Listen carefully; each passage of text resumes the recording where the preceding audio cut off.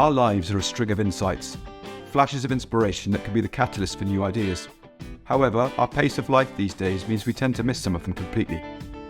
I'm Dave Hill, and I'm the host of the Simple Reflections podcast, a fortnightly series of interviews with people from all walks of life.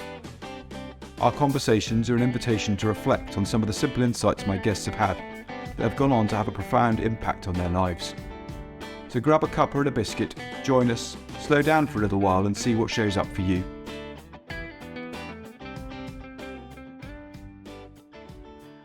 Welcome to the next episode of the Simple Reflections podcast. Today I'm joined by Robin Charbit. Robin and his colleagues run a number of things, or a couple of things. One being Insight Principles, which works with organizations and helping them understand how they operate so they can navigate the world with a bit more clarity. And they also run something for the public, for people like me, called Insight Principles Institute, which I had the joys of joining them for a program in 2022, which I thoroughly enjoyed.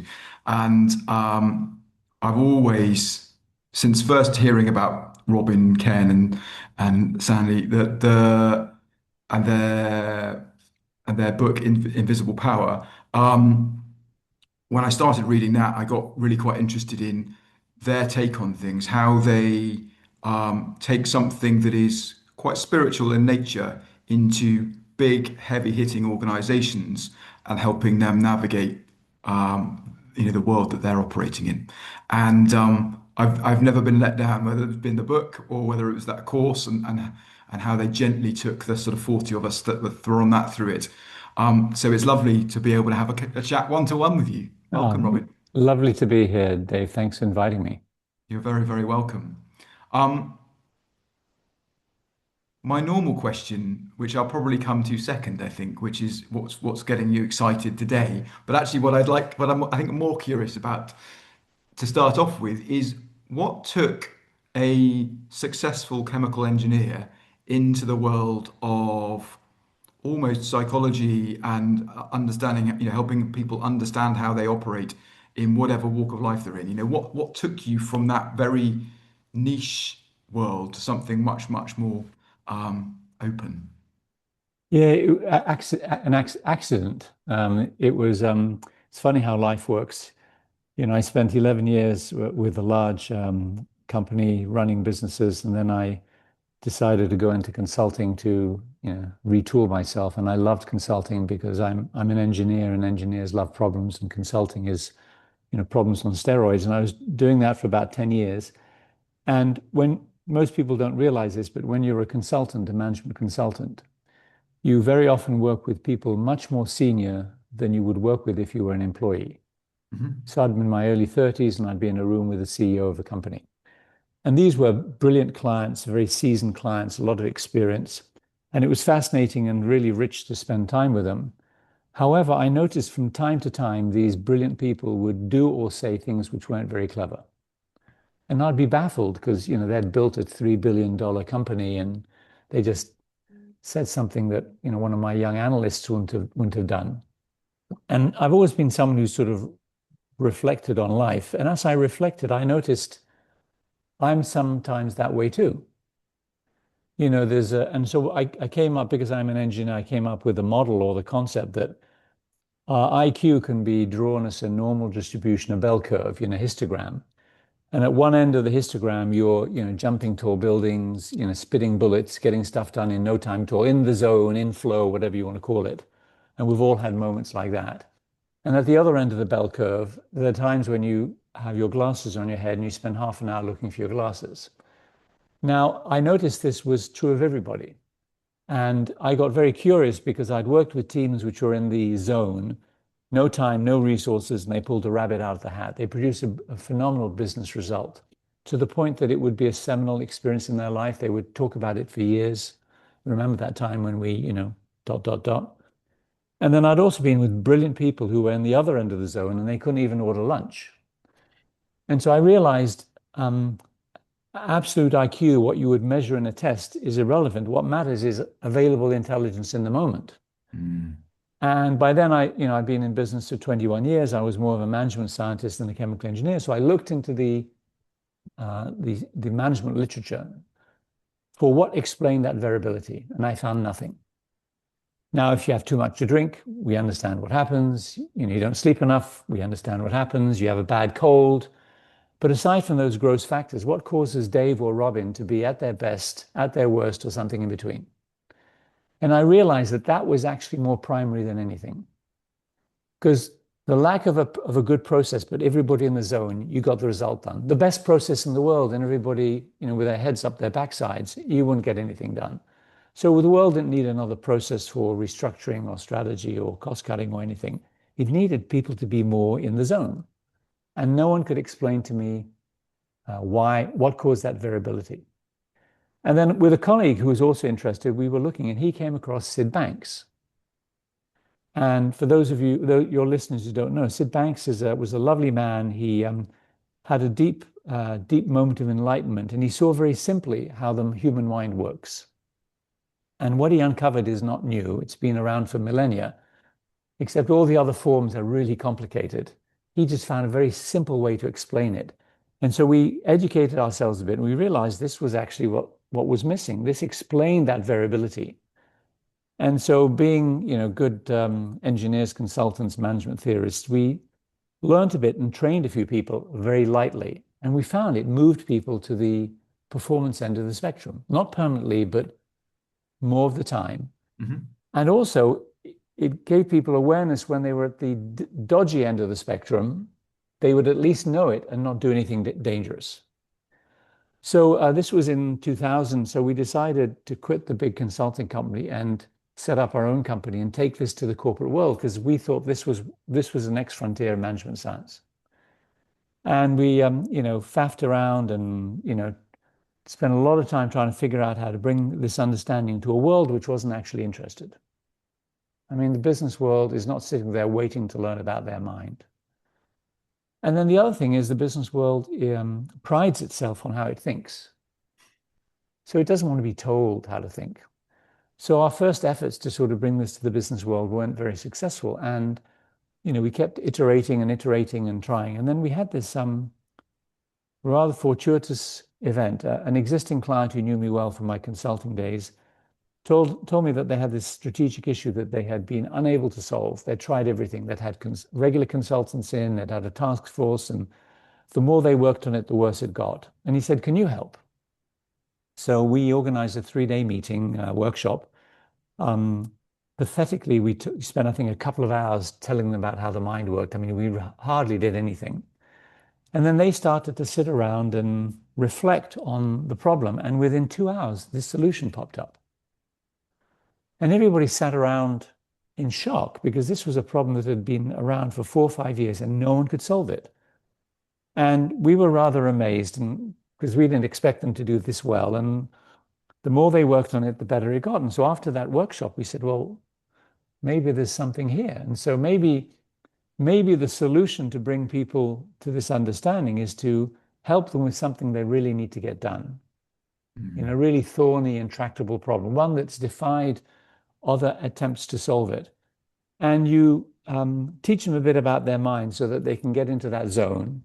You then plop the business problem on the table and help them stay in that zone, and they will solve it. And we ran that experiment again, and sure enough, people solved a $100 million problem in 2 days.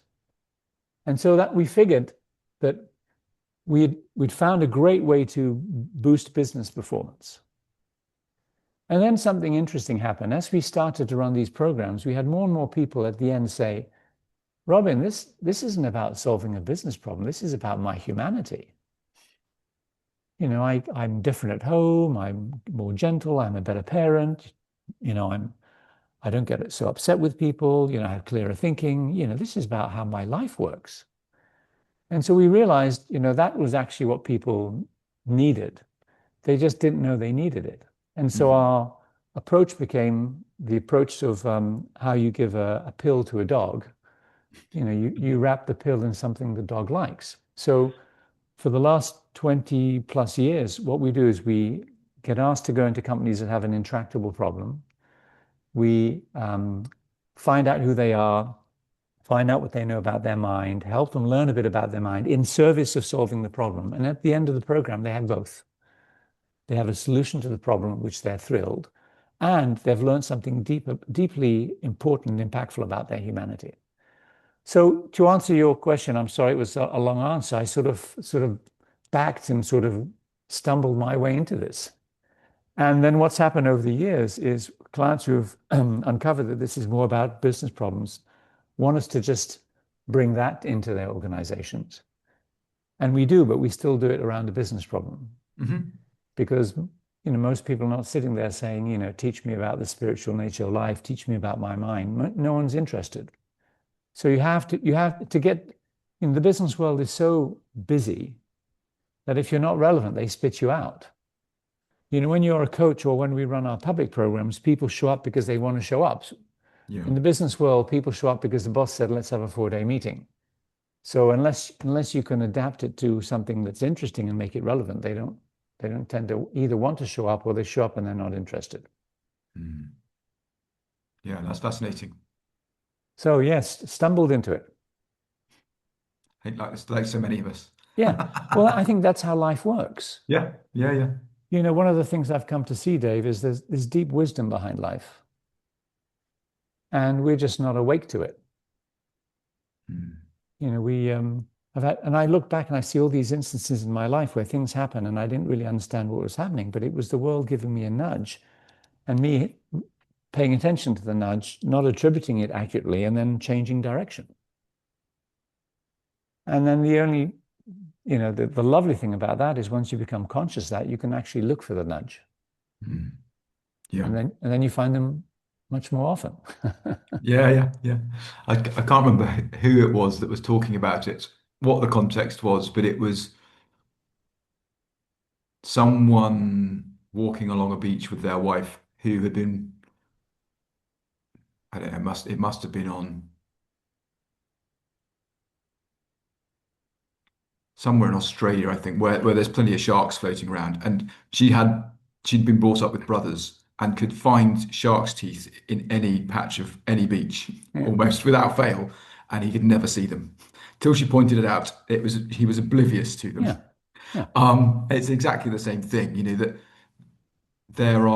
there's gold in everything yeah. if we're open to to look for it and notice that it might be there.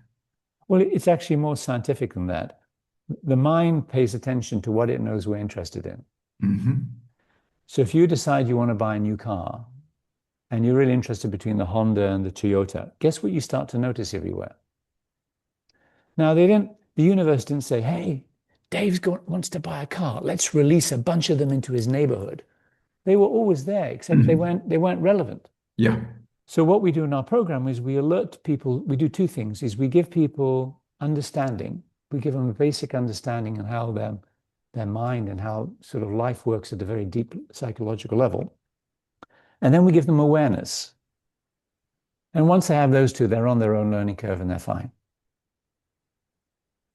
If your mind knows how to take you where it knows you're interested. Mm. So you just have to give people the basic understanding and they're fine. Then they're fine. We speak to people, 5 or 10 years after they did our program. And it's amazing what they got up to, what they learned. And it's not stuff we ever pointed them to because Yeah. they knew where to look. The analogy I give is, how you can, give someone a fish or teach them how to fish. Well, what we do is we let people know that fish exist. And when people know that fish exist, they'll figure out how to catch them. Yeah. You don't have to teach people how to fish. You just have to let them know that fish exist. I like that. Yeah. Sid Banks, who we just adored, he was a really lovely man. He used to say, we're all enlightened already. We just don't realize it. It's just misunderstanding. It's all misunderstanding. I'll give you an example. Someone's struggling with a problem, they can't solve it, they leave it alone, they're walking the dog, and out of nowhere, the answer shows up, right? Hmm. People have that in the bath, in the shower, whatever.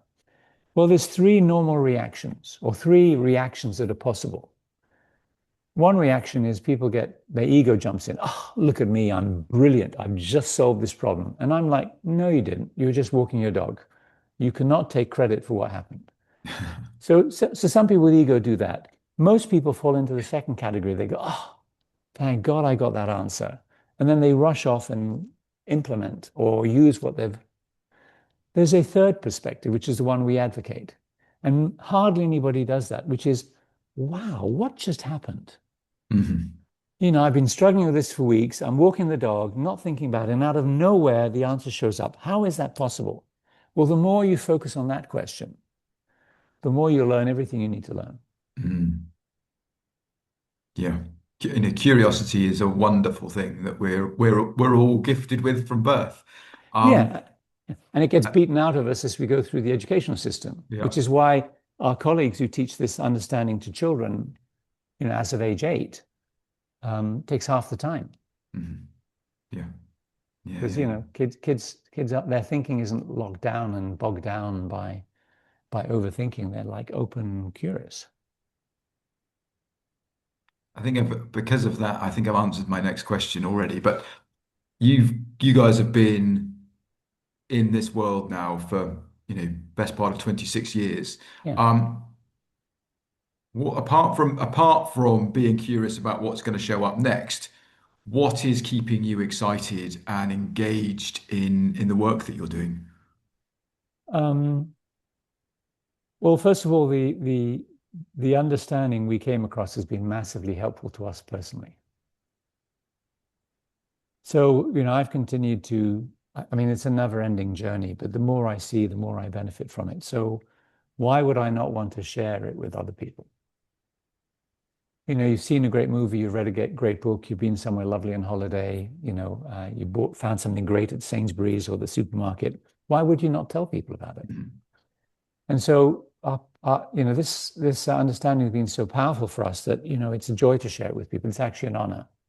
Because what happens is when you share it with someone and then you see them sort out their life, we don't sort out anybody's life. We're like tour guides, we point things out.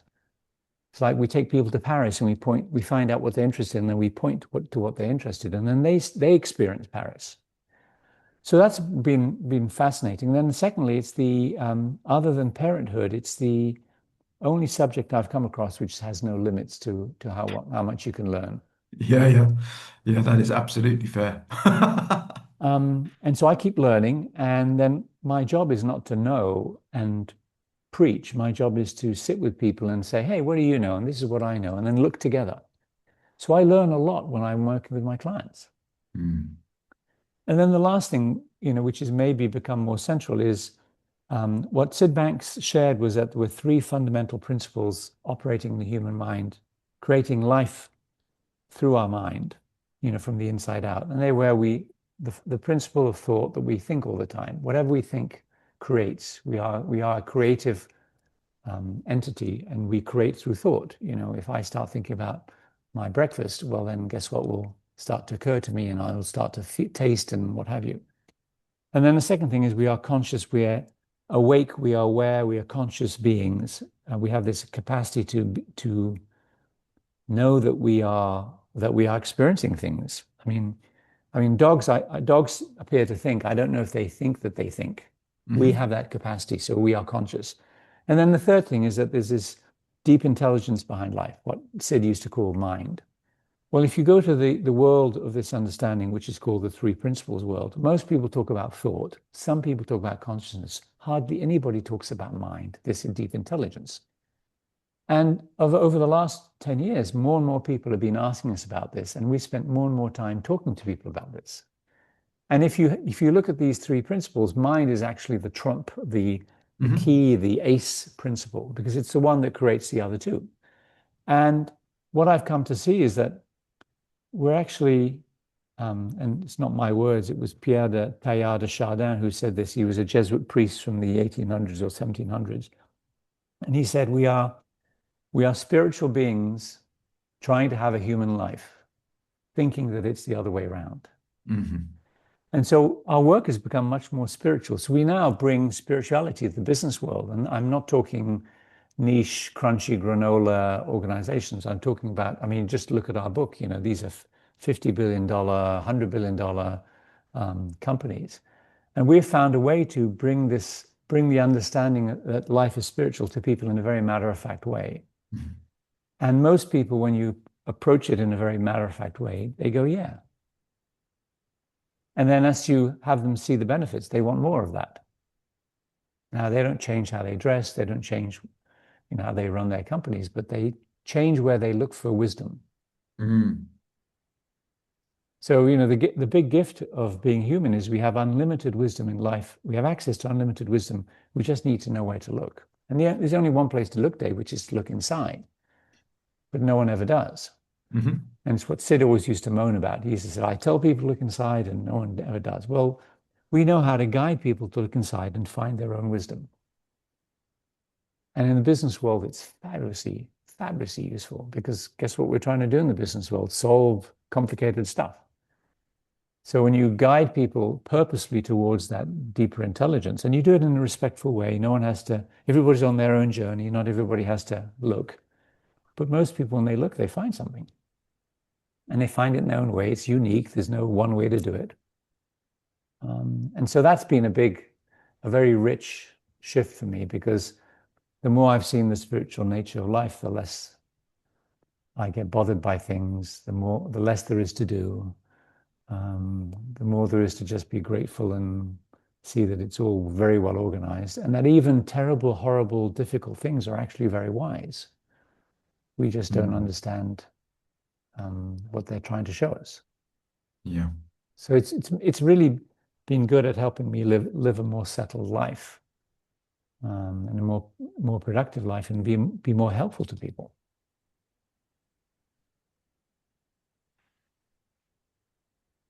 Given the nature of most businesses in terms of there is a churn's the wrong word, but there's a turnover of people and individuals. Yeah.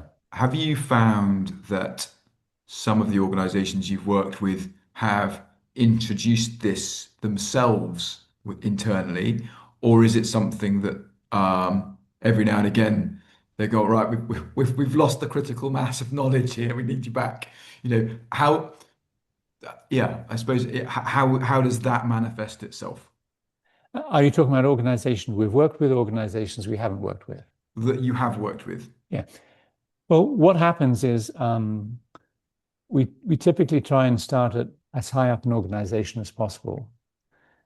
And then we expose usually the senior leadership team to this understanding. And then we ask them what makes sense to you. And they then figure out where to take it and how to take it. And we just give them examples and help them do that. And so in some organizations, they've started to train people to share this. In other organizations, they ask us to do that. In some organizations, they just do it for senior leadership. Others, they've taken it all the way down to the shop floor. And they've used it for a myriad of different purposes. So in one organization, they built it into their safety culture. Hmm. Because if the listeners know anything about safety, there's sort of several levels of safety: first generation, second generation, third generation. And by the time you're at a generation 3 safety system, you've got a lot of training, you've got procedures, you've got a management system. I mean, there's a lot of going on to manage safety. And despite all of that, people still get hurt. Hmm. And the reason people get hurt is psychologically they get distracted in their mind, and then they forget everything that they're being trained in. Hmm. And then they do something, and then afterwards it's like, what was I thinking? Well, how do you protect against that? Well, what we found is if you teach people how their mind works, they'll be more awake to whether they're in balance or not. And they will realize if they're in balance that they shouldn't do the procedure. And in one organization, they actually produced a stop badge that anybody could wear, and they could pull it out of their pocket. And anybody could stop any operation if they saw the other person out of balance. So, Bill's on his phone having an argument with his girlfriend, and he's now just going to go and do a critical changeover on the plant. And you see that. And you see Bill's all pissed off because he's just had a big argument. Well, is he thinking straight? Is he going to remember the procedure?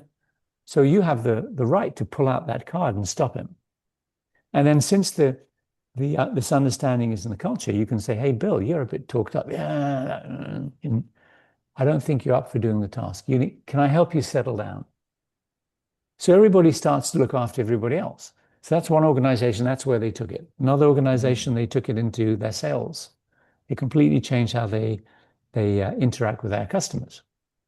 And then others have used it for culture change because if you know anything about culture, if you don't get the culture right, it's going to consume. It'll eat, as Peter Drucker said, culture eats strategy for breakfast. So we've just taken it in, helped companies take it wherever they want. We let them drive it. Our view is they have all the wisdom they need. They'll figure out how to do it. And then I've found organizations where the champions have left and it's faded into the background. Some people individually know it, but it's no longer in the water. And I know organizations where, I mean, one plant, for example, one manufacturing plant, I happened to bump into one of the plant leaders. This is 10 years on, and he says, "Oh, we still talk about this." I said, "But you weren't the plant leader." He says, "No, I'm the fifth plant leader." Wow. And we've had a massive turnover of people. But what happens is that whenever people join, we explain this to them. So Yeah. it's living its life.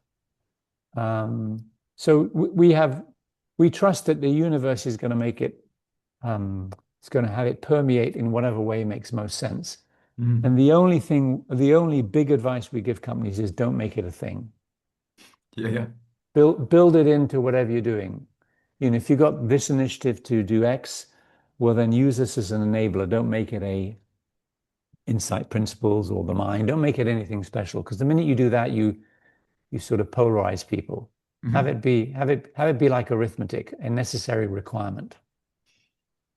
So yes, it's fabulous after over 20 years to meet people who we worked with over 20 years ago who've taken it to another company. They're doing it their own way. I mean, it's Yeah.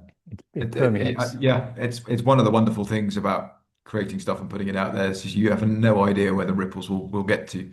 Um, and nor do we need to know where those ripples get to. Yeah, trust that the universe knows what it's doing. Yeah. I had a lovely story of a gentleman who came to one of our public programs. Interesting story. He was in his early 50s and he'd had severe depression since he was 15. And he'd gone through everything, all sorts of different therapies, electroshock, CBT, you name it. He'd tried everything and it would work for a while. And then very quickly afterwards, he'd be back in depression. And, he was again in a period of depression. This is a couple of years or a year before I met him. And someone suggested he go and speak to a lovely lady called Terry Rubenstein. Hmm. She runs iHeart, an organization that takes this understanding into the educational system. And she's written a lovely book about her journey. Anyway, he goes to see her and they chat for a while. And he comes out and he's a bit pissed off because she's asked him none of the classical questions that therapists ask him about his childhood, his parents, anything. But he feels better. And all she did was just speak to him about the mind. So he's intrigued. He goes back again. Same thing. No interest in his past, no interest in what happened. But he feels better. And he goes back a third time, has this massive insight, depression lifts. The first time in 35 years, he's free of depression. So he's thrilled. He wants to take this into his company. He's got a company of about 90 people. And they do recruitment for the IT world. And he wants to bring this in. So he comes to us and says, "Hey, I want to learn how to teach this to my organization." And we say, it's great, but you're the CEO. You've got other things to do. You should find other people to teach you.